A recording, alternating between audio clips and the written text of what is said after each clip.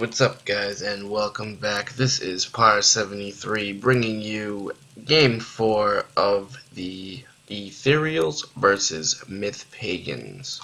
The first match in the Winter Series 2016. A top bracket face-off between these two teams. In the Northwest we have the Gold team. Myth Pagans, captained by Killer King. They're also featuring Funky, Akira, Toxin, Scary Monster, substituting is Par73 and Demolition. And for the Etherials, we have Ether, Revan, No Master, Wink, substituting, YOLO, Billy Butt, and Mal Sleesher. So far in the match, we have a score of 2 wins to none with a tie in the favor of Myth Pagans. The last game, the Etherials let go of a pretty close loss. They had the advantage in units, in map control, and in the last seconds things just seemed to fall apart, eluding their first win of the tournament. So we will have to see if they can secure one here. Meanwhile, Myth Pagans will look to keep their team undefeated, unless you count a tie as a defeat, but they have, let's look at the splits over here. They have split the fetch 4 to 4. Toxin has 4. Par has 4. Fetch are pretty powerful units on this map. So as I brought up before, the substitute controversy, you know, people allow players to substitute and they get strong, powerful units. We'll have to see how that plays out. This last game, one of the substitutes decided to suicide half of his team's important melee units. And we also have somewhat a small amount of souls on this map, only 12, controlled by Demolition and Funk.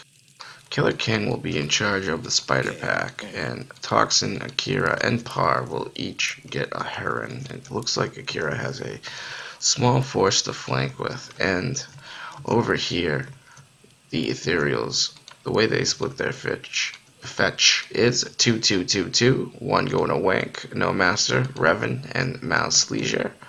We have YOLO and Billy Butt on the flanking souls, and it appears that they have the same amount of souls as the Myth Pagans. Ether's controlling some spiders and the Thrall on this back flag, as well as this. Both groups of flanking spiders are controlled by Ether. So both teams off to mid. It seems like I was ordered to go south. Usually I would just go mid here, but listening to my captain, going south. Strategically, I think it's better to send your pushers and your scouts north, as there is more land and units are slowed down walking through water terrain. Meanwhile, Ether's spiders are going to get the tag on flag 3, and Killer King's type spiders are going to get the flag 7 northeast flag. Etherials currently hold control of the mid flag, and they will use this to their advantage, as a weak Myth Pagans force is just going to be pushed right back. They're sending a land white through the mid. Who knows why? I don't. And, 1st blood will go to Etherials. And Toxin, he's going to dance a little with his fetch, but the mid of the Myth Pagans is vastly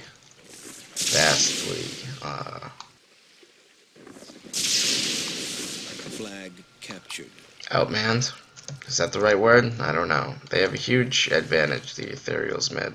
And you'll notice Killer King, he's going to try working the flanks to the spiders. It looks like he'll secure flag number 8. And Myth Pagan's also able to secure flag number 3. So, as you can see, the Pagans are going to be focusing on these flank flags as mid is in lockdown. All of Etherial's fetch are mid. An 8-4 advantage mid currently. And there's a line on the map. I believe someone's... Yes.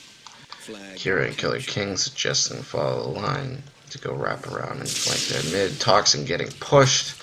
There's just simply too many souls and fetch to deal with. And he is just going to continue getting pushed. Let's look around real quick here. Yeah, we can keep eyes on mid. And so Myth Pagans have a flag or 2 advantage. Ooh. Land white against Scary Monsters units right there. Nice job, Revan, taking advantage of an opportunity you won't seldom see in a match between 2 teams competing to win. And Toxin continuing to get pushed by Revan and No Masters units over here. It's not looking good for the Myth Pagans. They are down beyond 20% as Toxin loses the last of his units. Although they do have a flag advantage. The Etherials need flag 1, which looks like it will be taken pretty quickly. They need flag 2, which is being taken right now. And they need flag 7, which is only being defended by 2 spiders. Meanwhile, in order for the Pagans to win, they would need to secure mid, which is now being pressured by Par's fetch. And the Pagans will also need to capture this last flag with the large abundance of melee on the flag. It will require at least a fetch. Tag it out. And the home defense held down by the Pagans is going to be taken out by No Master. He'll be collecting some nice ratios. Par is going to be pushing mid. Last ditch effort for his team. Pushing against the souls, never wise. Ooh, the spiders are going to come from behind and pinch. And it looks like Etherials will lose their fetch mid. They're moving to take this last flag now, though, and that will be the game. So, a fairly fast-paced flag rally game. Less time than all of the other games. By far. I'm pretty sure every other game went the full time, and this one ending quite a bit early with the Etherials in flag advantage and a 20% advantage. They have won their first game of the tournament in this game 4, and we will go through their stats and the Pagan stats, and then we'll talk a little bit about what happened. So we have Ether, 4 and 9. He had those spider flanks. They were able to secure their safe flag, which was south, which was no problem at all. And he did a good job directing his team to go all mid here. I almost feel like he learned his lesson in grilling grounds, but that is... who really knows? That's just an assumption. And I'm not trying to make an ass out of him, so it all falls on me. And, yeah, sending his troops all mid, they were able to hold it down, lock it down. I'm able to push it now, but as you can see, the game is already over. Very nice job, Ether. He went 4 and 9, 11 damage. Revan, 12 kills, 4 losses. 18 damage, cleaning up a lot of the enemy units. Maybe he zapped himself once or twice, but it seems as if he cleaned up a lot of stuff here, while no master, 10 kills, 1 loss, 36 damage, putting in a lot of the legwork for his team, doing over a third of his team's total damage. And we'll just look at time over here. There was a time when Myth Pagans were out damaging the Etherials, but as you can see, it was only a small amount of time. At this point, no master must have just taken off. They had such a large advantage mid, and did a great job taking advantage of that situation. Mouse Leisure, 5 and 2. Damage 15. Billy Butt 3, 12 and 5. Wank, he had I forget what he had, but he didn't do much with it. 2 and 0. You notice big difference in these teams is Myth Pagans has had to rely on their substitutes to do a lot of legwork today, whereas Etherials are opting to give Wank less units, or less, yeah, I'd say less units than, the teammates on their roster. Definitely having an impact on the game. Yeah, here's Wank up here. He had some fetch. He was able to secure these northern flags. Or that very north flag. And then, what else do we have? YOLO. 3 and 2, ending with 9 damage. YOLO's often taking a lot of specialist units for the Etherials, which I think is a pretty cool look for him. He's also one of their best communicators. So while 3 and 2 might not be too much, he's still putting in his work. And over here, the Myth Pagans, we have Killer King, 5 and 13. I believe many of those losses are from spiders. Par 6 and 27. See, these look like good stats, but the whole time I'm dicking around south, and I really should have been mid.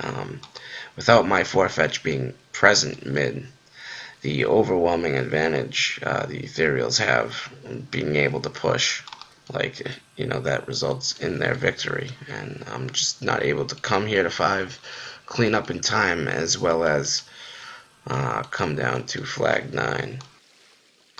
Demolition 5 and 1 with 16 damage. I believe he had some Solus. One of the few things remaining alive from the Myth Pagans' original mid. He must have gotten some nice pokes off on enemy fetch. Or maybe some enemy souls, I don't know. Securing those 5 kills. Akira also at 5 kills, 6 losses. Funk 1 and 2. Toxin 1 and 8. Having a lot of trouble managing those 4 fetch. I believe they should have been split up a little bit better. I think he would even tell you that himself. He'd be like, WTF, why are you giving me this shit? But he did what he could. Unfortunately for him, he was facing twice the amount of artillery and fell victim to that circumstance.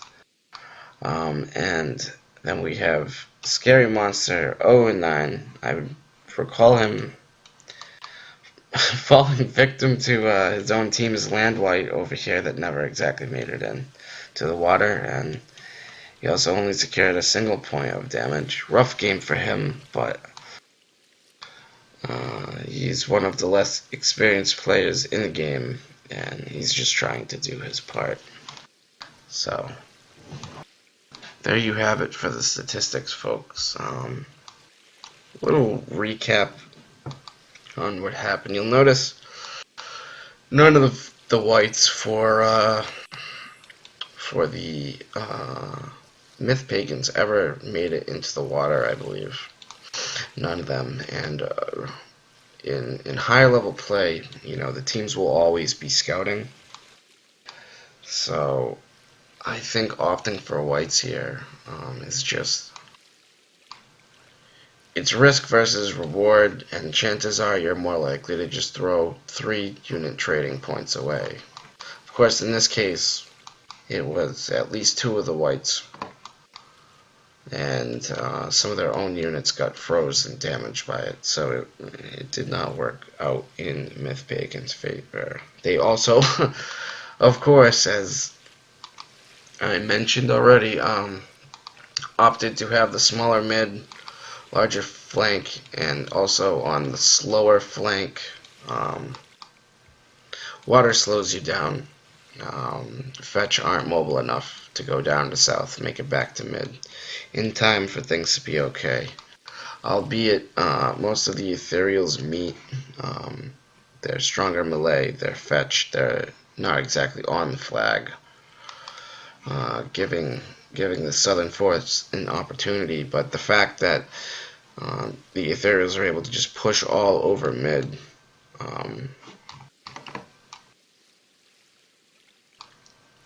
it ends up hurting the Pagans more than it helped. What else? The flank battles with the spiders. I mean, they went down. They went down pretty evenly. There weren't any upset tags. I'm pretty sure the Southeast usually out tags mid here. And yeah, North, when you start here, you kind of already know you're not going to get that mid tag, so sometimes it's better to play for the flanks, but I think putting too much important units south here was ultimately the cause of Myth Pagan's defeat.